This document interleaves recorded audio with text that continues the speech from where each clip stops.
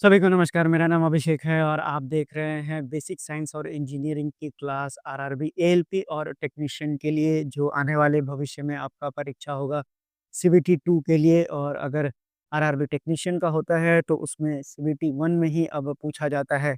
आइए अपने आगे के सेशन को बढ़ाते हुए मैं आपको पीछे से पढ़ाते हुए आ रहा हूँ जिसमें मैं यूनिट और डायमेंशन पढ़ा रहा हूँ।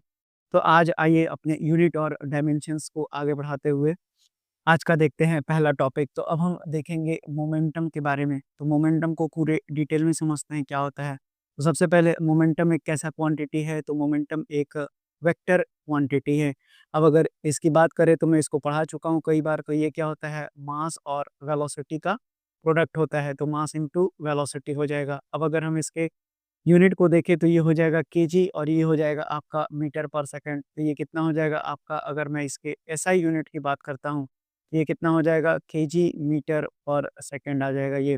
वहीं अगर इसके हम डायमेंशन को लिखते हैं तो ये डायमेंशन आपका कितना हो जाएगा, तो केजी हो गया एम, ये हो गया एल, यानी M1 L1 और टी का पावर -1। ये याद कर लीजिएगा कि M1 L1 और टी का पावर -1 मोमेंटम का हो जाएगा आपका डायमेंशन। वहीं अगर हम आगे बढ़ें और लिखें आपको कैपेसिटेंस के बारे में, तो जो भी है सब कुछ पढ़ के चलिए, सभी एग्ज़ाम्स के लिए इम्पोर्टेंट है। तो ये कैपेसिटेंस के बारे में जानते हैं। तो देखिए कैपेसिटेंस क्या होता है। तो जब भी हम चार्ज को पोटेंशियल डिफरेंस से भाग लगा देते हैं, ये मेरा क्या बनता है, पोटेंशियल डिफरेंस। देखिए कहने का मतलब ये है कि पोटेंशियल डिफरेंस अप्लाई करने के बाद कितना चार्ज फ्लो हो रहा है, ये आपका कैपेसिटेंस बताता है। तो अगर चार्ज की यूनिट अगर हम देखें तो ये क्या होता है आपका, कूलम्ब होता है। और ये क्या होता है आपका, पोटेंशियल डिफरेंस वोल्ट होता है। अगर हम इसके एसआई यूनिट की बात करें तो एसआई यूनिट क्या हो जाएगा इसका, कूलम्ब और वोल्ट हो जाएगा। तो कूलम्ब पर वोल्ट को एक और नाम से जाना जाता है, जिसको कि हम अगर 1 कूलम्ब का चार्ज 1 वोल्ट अप्लाई करने से फ्लो होता है तो यहाँ पर 1 फैराड यूनिट बनता है। तो यानी कि एसआई यूनिट आपको याद रखना है फैराड। आपसे कुछ भी पूछा जा सकता है, कूलम्ब पर वोल्ट, फैराड, कुछ भी पूछा जा सकता है। अब अगर चार्ज को हम देखें तो चार्ज को मैंने कई बार आपको बता रखा है। इसका डायमेंशन कितना होता है, तो I बराबर QT होता है। तो I बराबर Q/T होता है। तो Q कितना हो जाएगा, IT हो जाएगा। I यानी एम्पियर और T हो गया आपको टाइम हो गया। तो देखिए ये हो गया A1 और ये हो जाएगा T1। उसी तरह से अब अगर हम वोल्ट पोटेंशियल डिफरेंस के देखें तो पोटेंशियल डिफरेंस कितना होता है, work done in bringing a unit positive charge from infinity to one point, या फिर एक पॉइंट से दूसरे पॉइंट पर भी आप चार्ज को लाने में कितना वर्क डन करते हैं, ये आपका वोल्ट कहलाता है या पोटेंशियल डिफरेंस कहलाता है। तो अब अगर हम वर्क की बात करें तो वर्क कितना होता है, ml2 टी का पावर -2। और चार्ज कितना होता है, तो अभी आपने लिखा AT। तो ये कितना बन जाएगा आपका, ये हो जाएगा M1L2 टी का पावर -3 और A का पावर -1। तो ये इसका डायमेंशन हो गया। तो अब हम कैपेसिटेंस जिसको C से डिनोट करते हैं, अब इसका कितना हो जाएगा, तो कूलम कहाँ गए, ये हो गया आपका AT। और नीचे कितना हो जाएगा आपके पास, ये हो जाएगा M1L2 टी का पावर -3 और A का पावर -1 हो गया। तो ये कितना हो जाएगा, M-1। उसी तरह से हो जाएगा आपका L-2। टी कितना हो जाएगा, तो यहाँ 3 में से 1 जाएगा, तो 3 और 1 4 हो जाएगा, सॉरी। और उसके बाद A-1 और यहाँ पर भी ये हो जाएगा A2।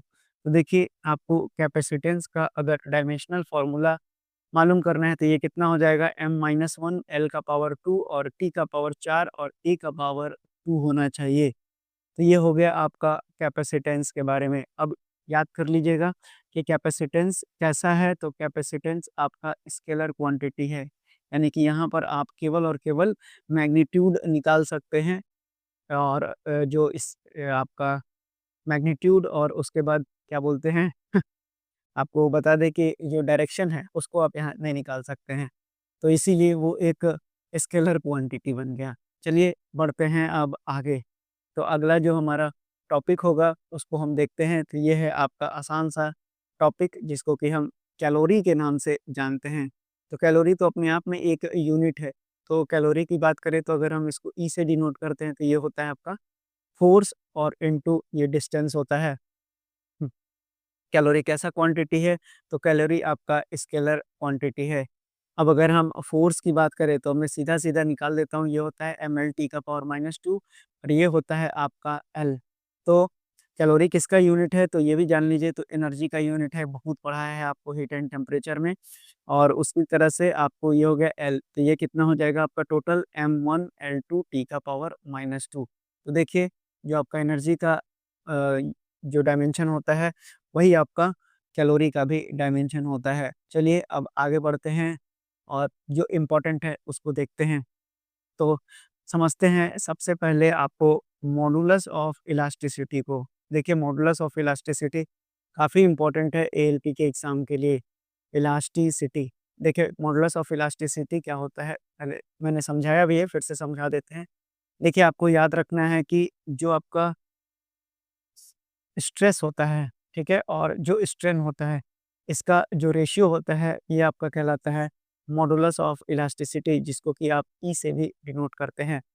अब अगर बात करें स्ट्रेस की, तो स्ट्रेस क्या होता है आपका फोर्स पर यूनिट एरिया, और स्ट्रेन क्या होता है तो change in length upon original length होता है।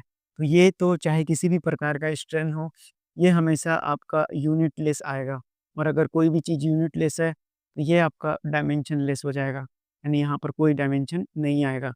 तो अगर स्ट्रेस की यूनिट देखें तो पास्कल हो जाएगा, तो इसकी भी यूनिट क्या हो जाएगी आपके पास, मॉडुलस ऑफ इलास्टिसिटी भी आपका पास्कल हो जाएगा। और ये कैसा क्वांटिटी हो जाएगा, तो ये आपका स्केलर क्वांटिटी हो जाएगा।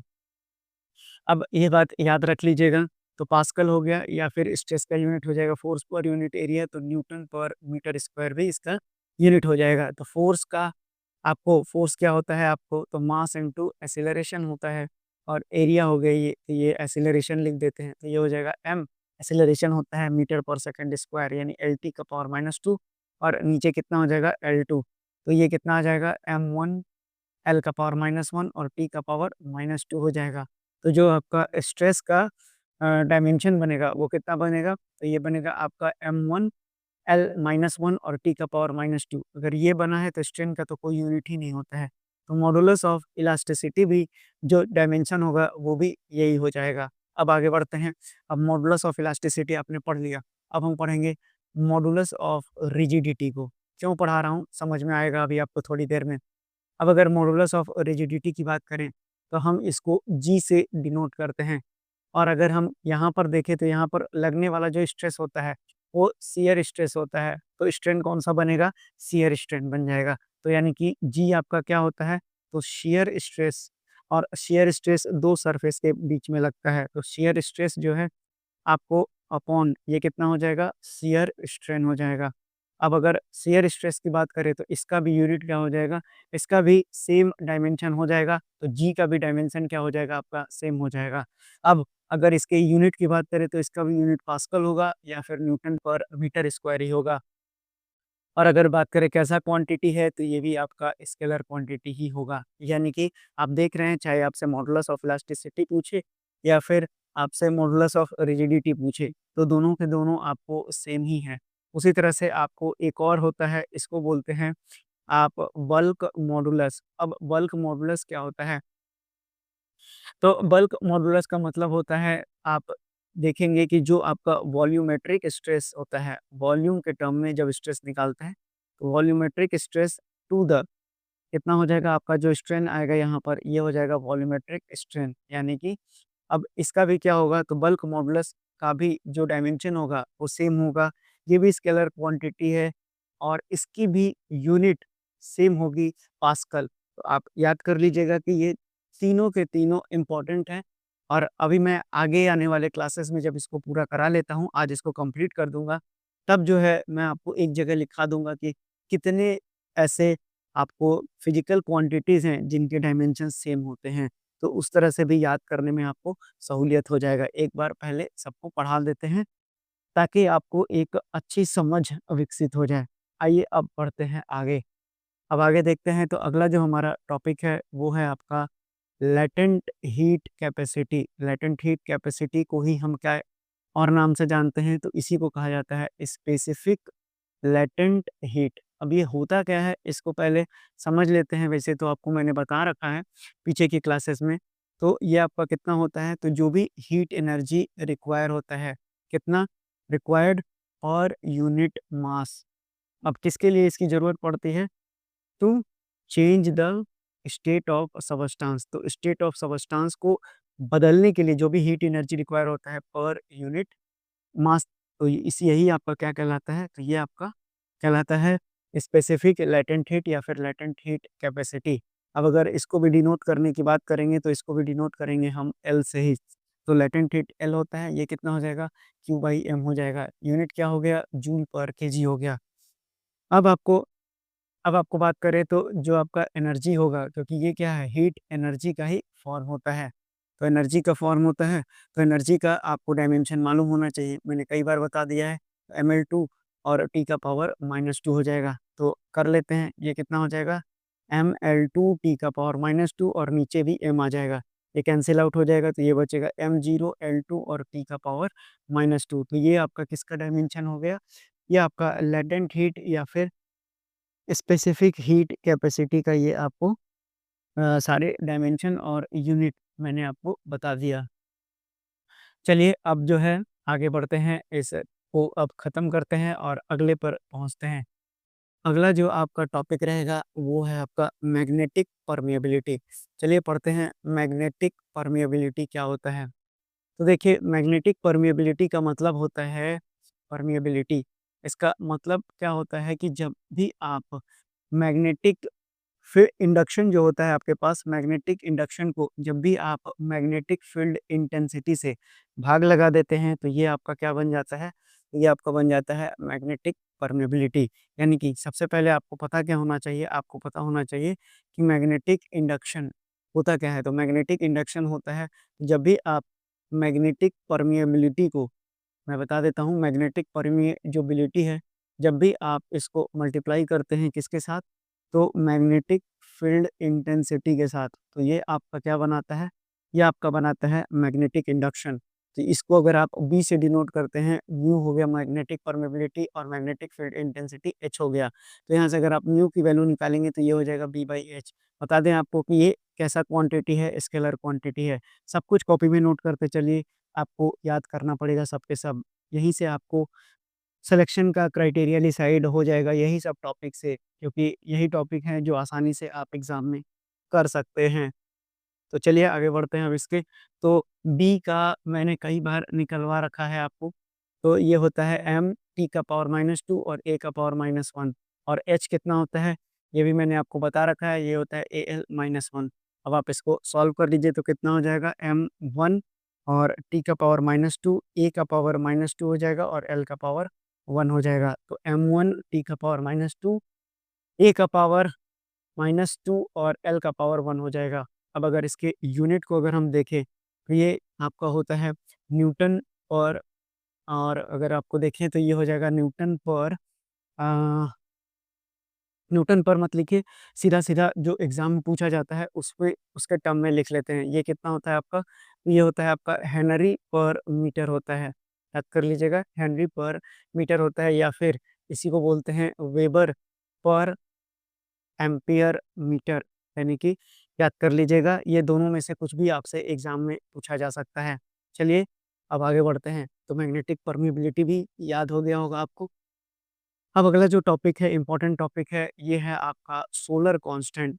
यही सब है जो आपसे सवाल बनेगा। अब सोलर कांस्टेंट होता क्या है? तो सबसे पहले ये एक स्केलर क्वांटिटी है, ये भी सवाल आपसे पूछा गया है। अब सोलर कांस्टेंट जो होता है, ये कितना होता है? तो ये होता है आपका एनर्जी पर यूनिट, जब हम एरिया इनटू टाइम लेते हैं रेशियो और एनर्जी से उसको भाग लगा देते हैं, तो ये आपका क्या बन जाता है? सोलर कांस्टेंट बन जाता है। अब अगर हम एनर्जी की बात करें तो ये कितना होता है? ml2 टी का पावर -2।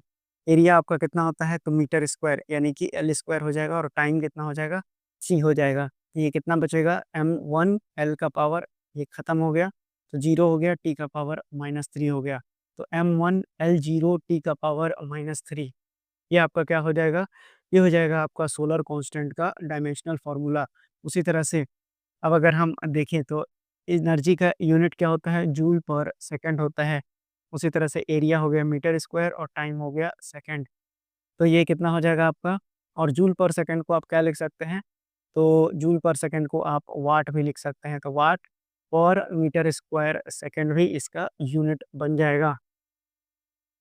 और आपको बता दें कि एनर्जी एनर्जी कितना होता है? जूल पर सेकंड होता है। तो यहाँ पर कुछ गड़बड़ हो गया है क्या?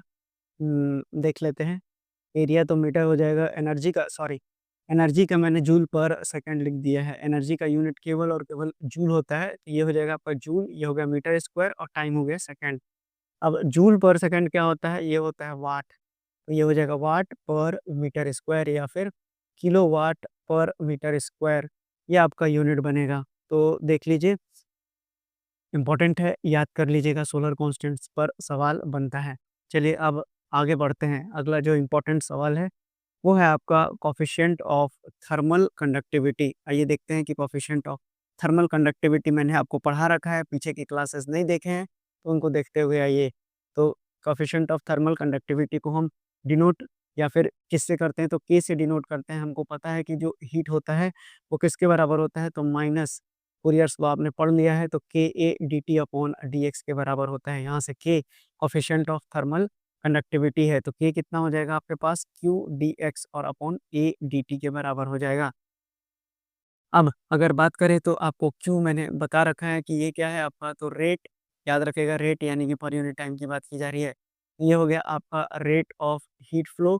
उसी तरह से ए आपका हो गया एरिया जहाँ से हीट बहेगा, और उसका डेल्टा टी क्या हो गया?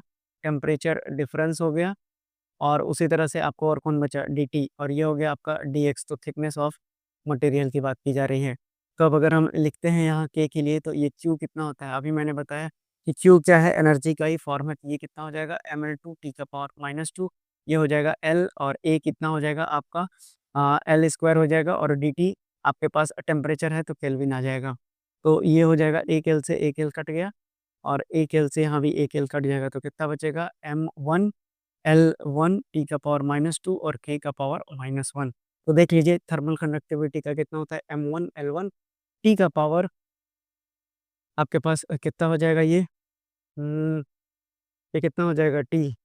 अच्छा, ये देखिए आपसे रेट ऑफ हीट फ्लो है, तो यानी कि Q कितना हो जाएगा? यहाँ पर यूनिट टाइम लेना पड़ेगा, तो एक टाइम यहाँ पर छूट गया है, तो यहाँ डिवाइडेड बाई टी करेंगे, तो ये कितना हो जाएगा? टी का पावर -3। इन सब बातों को, छोटी-छोटी बातें हैं, यही से आपको गलती होता है। तो कितना हो जाएगा? M1 L1 टी का पावर -3 और K का पावर -1 हो जाएगा। ये आपका डायमेंशन हो गया किसका? तो कोएफिशिएंट ऑफ थर्मल कंडक्टिविटी का। ये भी कैसा क्वांटिटी है आपसे पूछा जा सकता है, तो ये भी एक स्केलर क्वांटिटी है। चलिए बढ़ते हैं अब आगे। तो आगे, power, the great scientist scientist doctor jackal. तो देखिए ये आपका हो गया पावर, तो पावर कितना हो जाएगा? पावर का यूनिट आपको याद रखना है, कितना होता है? वाट या फिर किलोवाट। कैसा क्वांटिटी है? तो ये भी एक स्केलर क्वांटिटी है। एनर्जी बाई टाइम इसको डिफाइन करते हैं, तो जूल पर सेकंड हो जाएगा, और जूल पर सेकंड ही क्या कहलाता है? वाट कहलाता है। तो ये कितना हो जाएगा आपका? M1 L2 टी का पावर -2, और टी हो गया, टी ही रहेगा टाइम। ये कितना हो जाएगा? M1 L2 टी का पावर -3। तो याद कर लीजिएगा, जो पावर है इसका जो डायमेंशन होता है वो कितना होता है? तो ये होता है M1 L2 टी का पावर -3 होता है। चलिए अब बढ़ते हैं आगे। अगला जो टॉपिक है वो है आपका करंट डेंसिटी। तो करंट डेंसिटी इम्पोर्टेंट है, याद कर लेंगे। तो करंट डेंसिटी का मतलब क्या होता है? देखिए इसको डिनोट करते हैं जे से। तो कितना कितना करंट पर यूनिट क्रॉस सेक्शनल एरिया बह रहा है, ये आपका करंट डेंसिटी कहलाता है। तो यानी कि मैंने क्या बोला, मैं लिख देता हूँ इसको, कि ये होता है आपका amount of current flowing flowing per unit cross sectional area. Cross sectional area मैंने बहुत बार आपको समझा दिया है, तो याद रखिएगा क्या होता है। तो amount of current flowing per unit cross sectional area, तो जी कितना हो जाएगा आपका? आई, और डिवाइडेड बाई ए। अब करंट की यूनिट क्या होती है? अब ये एरिया है, ये हो गया एम्पियर, और ये हो जाएगा आपका और मीटर स्क्वायर। तो ये इसका यूनिट हो गया। अब याद रखिएगा कि ये कैसा क्वांटिटी है? ये वेक्टर क्वांटिटी है, यानी मैग्नीट्यूड और डायरेक्शन इसका दोनों निकलेगा। तो अब अगर हम इसको एरिया को लिखें तो सिंपल सा हो गया, ये तो हो गया ए, और ये ऊपर जाएगा तो एल का पावर -2। तो सिंपल इसका जो डायमेंशन हो जाएगा वो कितना हो जाएगा? m0 एल का पावर -2 और ए का पावर 1 हो जाएगा। तो याद कर लीजिएगा, ऐसे भी आपको एग्जाम में पूछ सकता है। m0 एल का पावर -2, टी का पावर 0 और ए का पावर 1, ऐसे भी एग्जाम में दे सकता है। कोई ज़रूरी नहीं है कि जो लिखा है वही देगा। और एम्पियर मीटर स्क्वायर इसका क्या हो गया? यूनिट हो गया। चलिए अब बढ़ते हैं आगे। तो अगला देखें तो ये देखिए आपको अगला मैं बताने जा रहा हूँ इम्पल्स। अब इम्पल्स क्या होता है? तो सिंपल ये प्रोडक्ट होता है फ़ोर्स और टाइम का, इसमें ज़्यादा वक़्त नहीं लगाएँगे। ये हो जाएगा mLt का पावर -2 और ये हो गया t कैसा क्वांटिटी है? वेक्टर क्वांटिटी है। अब इसको कर लीजिए तो ये हो जाएगा m1 L1 t का पावर ये कितना हो जाएगा आपका mLt का पावर -2 और फ़ोर्स और इनटू ये हो गया टाइम। तो ये कितना आ जाएगा? 1 जाएगा तो ये बचेगा -1 तो याद कर लीजिएगा m1 L1 t का पावर -1। उसी तरह से एक और जो बहुत ही इम्पोर्टेंट है, आपसे पूछा जाता है कि होल मोबिलिटी क्या होता है? तो hole mobility of a semiconductor, कई बार जो है सिर्फ होल मोबिलिटी पूछा जाता है, कई बार आपसे सेमीकंडक्टर शब्द भी लगाकर पूछा जाता है। तो जब भी हम ड्रिफ्ट वेलोसिटी को ध्यान से सुनिएगा कि जब भी मेरे पास जो ड्रिफ्ट वेलोसिटी होता है, अगर हम उसको डिवाइड कर देते हैं इलेक्ट्रिक फील्ड से, तो ये आपका क्या बन जाता है? ये आपका बन जाता है मोबिलिटी या फिर hole mobility of a semiconductor. सभी के सभी बराबर हैं। कैसा क्वांटिटी है? तो ध्यान रखिएगा कि जो होल मोबिलिटी है, ये एक स्केलर क्वांटिटी है। वेक्टर क्वांटिटी मत करके आइएगा, ये पूछा गया आपसे सवाल है। ये होता क्या है आपको? तो मैंने बता दिया कि जो भी ड्रिफ्ट वेलोसिटी होता है, जब भी हम ड्रिफ्ट वेलोसिटी किसका? तो चार्ज कैरियर का, ज़ाहिर-सी बात है चार्ज ही लेके जाएगा ना, तो चार्ज कैरियर का क्या हो जाएगा? इलेक्ट्रिसिटी पढ़ रहे हैं, तो चार्ज ही आएगा तो drift velocity of charge carrier और ये चार्ज कैरियर कहाँ दौड़ेगा? जितनी दूर में इलेक्ट्रिक फील्ड होगा। तो ये आपका पर यूनिट इलेक्ट्रिक फील्ड क्या बन गया? होल मोबिलिटी बन गया। इसको डिनोट करते हैं म्यू से, वीडी ड्रिफ्ट वेलोसिटी हो गया और इलेक्ट्रिक फील्ड को अगर हम ई से डिनोट करते हैं तो ई आ गया आपके पास। अब इलेक्ट्रिक फील्ड क्या होता है? तो ये होता है आपका फ़ोर्स अपॉन चार्ज यानी कि F अपॉन q कर दीजिए, तो ये आपका कितना हो जाएगा? इलेक्ट्रिक फील्ड हो जाएगा। तो ये कितना हो जाएगा आपके पास mLt का पावर -2 और ये कितना हो जाएगा? चार्ज it होता है यानी कि A और T हो जाएगा। तो ये कितना हो जाएगा? m1 L1 t का पावर -3 और A का पावर -1 हो जाएगा। तो अब आप निकाल सकते हैं जो मोबिलिटी है इसको कैसे करेंगे? तो Vd वेलोसिटी है सिंपल, तो मीटर पर सेकंड होता है, तो मीटर पर सेकंड का मतलब हो गया LT का पावर -1 और ये कितना हो जाएगा m1 L1 t का पावर -3 A का पावर -1 तो ये कितना बनेगा? तो इसका डायमेंशन बन जाएगा m का पावर -1 ये L से L कैंसल आउट हो गया तो L बन गया 0 t का पावर ऊपर जाएगा तो 2 और A का पावर 1 आ जाएगा। तो कितना आना चाहिए? m-1 L 0 t का पावर 2 और A का पावर 1 ये आपका क्या हो जाएगा? ये आपका बन जाएगा जो drift velocity per unit electric field यानी कि मोबिलिटी का ये डायमेंशन बन जाएगा। अब आपसे ये भी पूछा जा सकता है कि जो मोबिलिटी है, इसका यूनिट क्या होता है? तो इसका यूनिट याद कर लीजिएगा metre square volt inverse second inverse होता है। अब देख लीजिए कि आप इसको कैसे कर सकते हैं, सिंपल सा तो इलेक्ट्रिक फील्ड कितना होता है? तो इलेक्ट्रिक फील्ड होता है वोल्ट पर मीटर। अब बोलिएगा कि फोर्स लिखिए तो ठीक है ना, तो न्यूटन जो होता है न्यूटन पर कूलम भी होता है, याद रखिएगा। न्यूटन पर कूलम भी इसका क्या होता है? यूनिट होता है।